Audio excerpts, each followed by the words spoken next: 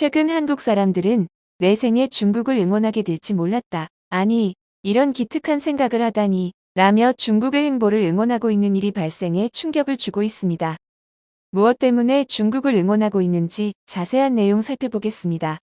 최근 중국의 행보가 또다시 도마 위에 오른 가운데 심상치 않은 모습을 보여주며 불안에 떨게 했었는데요. 중국이 계속해서 고수해오던 제로 코로나를 포기하고 바이러스 확산을 막기 위해 했던 통제들을 전면 풀어버린 것이었습니다. 중국 대륙 내는 물론 해외까지 제한하지 않겠다는 것이었죠. 그러나 중국에서 여전히 코로나19가 급속히 확산하면서 주변국의 감기약을 싹쓸이하고 있다는 이야기가 심상치 않게 보도되고 있었습니다. 중국의 감기약이 동이 날 정도로 중국의 코로나 상황이 심각한 것인지 의문이 들 정도였는데요. 이에 한국도 경계태세를 늦추지 않고 대비책을 마련하는 등 적극적인 대응을 하는 가운데 이번엔 중국 주요 제약사가 해열, 진통제 원료를 수출하지 않겠다고 울음장을 놓고 있습니다. 자국 안에서만 공급하기로 결정해 논란이 되고 있는 것이죠. 중국 매체 더페이퍼에 따르면 아세트아미노펜 원료 제조업체인 허베이 지영제약 유한회사가 해외 수출 주문 받는 것을 중단하고 중국 내 제약사에 우선 공급하겠다고 밝힌 것이었습니다. 지영제약은 중국에서 가장 큰 해열, 진통제 원료 생산회사 중 하나로 주요 생산 제품은 아세트아미노펜과 진통제, 엽산인데요. 하루 55톤의 아세트아미노펜 원료를 생산하는 것을 알려졌습니다. 그런데 우리가 흔히 잘 알고 있는 타이레놀의 성분이 이 아세트아미노펜이죠. 한국은 혹시 모를 대란을 피하기 위해 적극 대응 방안을 모색하면서 증산할 수 있도록 지원하고 있는 상황입니다. 국내에 등록된 원료의약품 총 91개 중 73개가 중국산으로 알려졌습니다. 중국이 원료를 수출하지 않으면 우리나라 역시 해열제 대란을 피하기 힘들 것으로 보여집니다. 관세청은 해외 판매 목적의 감기약 사재기 단속을 위해 국외로 반출되는 감기약이 자가소 비용이 아닌 판매용인 경우 수출 신고 대상으로 규정하고 감기약 수출 검사를 강화하고 있는데요. 위반 시 관세법에 따라 밀수출로 처벌할 것이라고 밝혔습니다. 한편 중국의 코로나 확산세에 한국은 중국 입국자에 대해 고강도 방역 정책을 시행하고 있습니다. 중국에서 항공편이나 배편으로 입국하는 모든 사람은 PCR 검사를 받도록 하는 시행 조치를 하고 있습니다. 중국에서 오는 단기 체류 외국인은 입국 즉시 PCR 검사를 받고 검사 결과 확인 시까지 별도의 공간에서 대기하도록 했죠. 중국발 항공기의 국내 기착지도 인천으로 일원화 했으며 배편으로 들어올 경우도 동일하게 방역 지침을 적용하도록 했습니다. 고강도 방역 정책이라는 지적을 받기도 했으나 이는 결과적으로 바른 판단이었습니다. 지난 2일 항공편 8대를 통해 들어온 중국 입국자들 중 13명이 확진되는 등 양성률이 12.3%였다고 하죠. 한국의 강도 높은 방역 지침 사실이 알려지자 중국인들의 불만의 목소리가 커지고 있습니다. 이해 사지 않습니다. 가지 않습니다. 라며 노한국 불매 운동을 펼치고 있는 것이었습니다. 이를 전해들은 한국인들은 중국인들의 노한국 운동 응원합니다. 모든 중국인들 동참해주세요. 라며 적극 호응하고 나선 것이죠.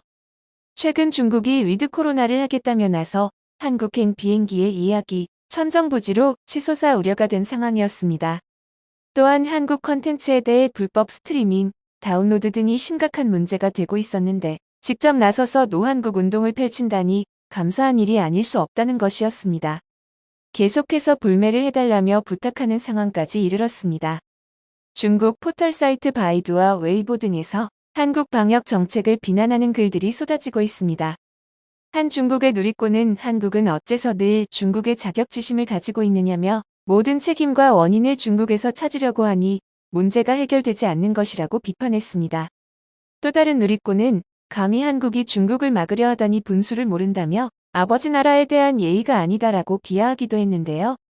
아직 자신들이 처해 있는 상황을 실감하지 못하는 것 같아 안타까울 뿐이었습니다. 이런 한국과 중국의 정서를 잘 반영한 조사가 있었습니다. 전 세계에서 한국이 중국에 대한 반감이 가장 심한 것으로 나타나고 있다는 조사였죠. 이는 중국은 한국과 가까운 나라 중 한 곳이며 수천 년 동안 역사적으로 보아온 그들의 모습을 누구보다 잘 알기 때문일 텐데요. 한국은 중국이 지구 자연환경에 미치는 영향을 가장 부정적으로 인식하고 있었고 미세먼지, 역사 왜곡, 비위생적 등 다양한 이유가 반중 정서에 포함되어 있었던 것입니다. 그 다음으로 반중 정서가 높은 나라는 의외의 국가였는데요. 바로 스위스였습니다. 중국과의 역사적인 문제나 1대1로 등 정치적 문제가 엮어있나 싶어 그 이유가 궁금해지기도 했습니다. 그런데 중립국 스위스는 1950년 중국과 수교한 뒤 냉전 시대에도 오히려 교역을 한 나라이죠. 그런데 중국을 옆에서 지겹도록 겪은 한국만큼이나 반중 정서가 팽배해진 이유가 있었습니다. 미국 외교 전문 매체 디플로맷은 56개국을 대상으로 중국에 대한 인식을 묻는 설문조사 결과를 발표한 적이 있습니다. 여기서 중국에 가장 부정적인 인식을 갖고 있는 곳은 한국으로 집계가 되었습니다. 81%로 가장 높게 나왔는데요. 일각에서는 81%밖에 안 된다고 하며 의구심을 갖기도 할 정도로 반중 정서가 높은 편입니다. 앞서 언급한 스위스는 72%로 2위였었는데요. 3위가 69%로 일본이었습니다. 그런데 스위스는 최근까지도 중국과 꽤 친밀한 관계를 유지해왔습니다. 2010년대 초반까지도 부유한 중국인 관광객을 환영했던 분위기였습니다. 호텔, 명품 매장 등 중국어를 할 줄 아는 직원들을 필수로 둘 정도였죠. 스위스 매체 SRF는 2017년 중국인들에게 스위스는 천국이다. 특히 중국 여성에게 매력적이라는 기사를 내보내기도 했었는데요. 당시까지만 해도 스위스와 중국은 우호적인 관계이면서 스위스가 관광지로 인기를 끌자 중국 정부의 적극적인 홍보가 있어 양국의 관계는 더욱 돈독해져 갔습니다. 그러나 이때도 중국인들의 여행 매너는 문제가 되고 있었던 상황이죠. 2015년 스위스의 한 휴양지에서는 중국인 전용 특별 열차를 운행한 적이 있었는데요. 그 용도가 의외였습니다. 많은 중국인 관광객들을 배려해서 생긴 것이라고 오해하기 쉽지만 사실은 중국인 관광객들과의 갈등 때문에 생긴 것이었다고 하죠. 스위스 현지 매체는 알프스의 위기산을 찾는 중국인 관광객 때문에 다른 관광객들이 격분하고 피해를 보고 있다며 보도했습니다. 사람들이 가득 찬 객차에서 고성방 가는 기본이고 심지어 바닥에 침을 뱉는 등 행위로 다른 승객들이 불편함을 호소하여 중국인 전용 열차를 운행하게 되었다고 설명했습니다. 계속해서 중국 여행객에 대한 불편과 불쾌를 호소하던 중 2020년에 발생한 사건이 쐐기를 박았는데요. 코로나19로 스위스와 중국의 관계는 급속도로 냉랭해졌고 스위스의 코로나19로 많은 사람들이 감염되고 목숨을 잃었습니다.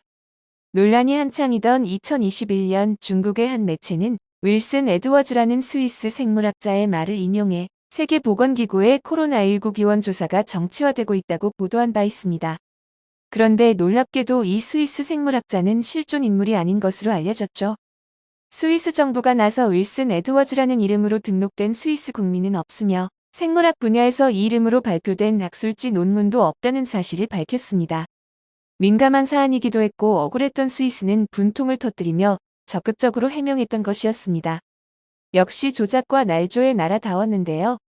자신들에게 유리한 상황을 만들어내기 위해 허구의 인물까지 만들어냈던 것이죠. 이에 스위스는 지난해 7월에는 중국이 대만을 침공할 경우 유럽이 가하는 경제 제재에 동참할 것이라고 선전포고하기도 했습니다. 이 부분은 중립국의 원칙에 벗어나는 행보임에도 적극적으로 나설 것이라는 노선을 밝혔던 것인데요. 스위스는 2014년 러시아가 크림 반도를 무력 합병했을 당시에도 서방 제재에 동참하지 않았지만 중국과의 문제에서는 그냥 두고 볼 수 없었던 모양입니다.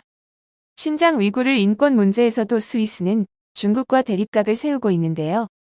중국은 유럽연합이 적용 중인 제재에 스위스가 동참하지 말라는 뜻을 계속해서 전하고 있었습니다. 그러나 가만히 있을 스위스가 아니었죠. 스위스는 베른 주재 중국 대사를 소환하기까지 하며 인권에 대한 우려를 표명했습니다.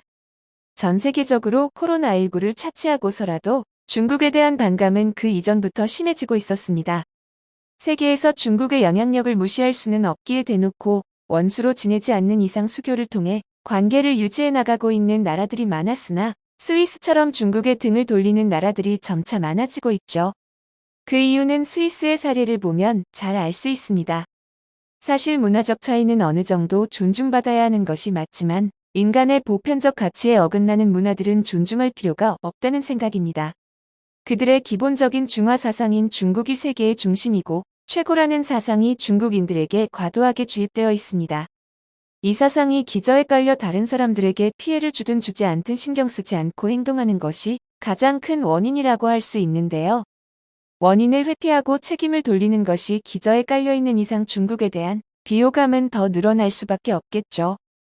한국에 가지 않겠다는 중국의 노한국 운동 계속해서 응원하겠습니다. 영상을 끝까지 시청해주셔서 감사합니다.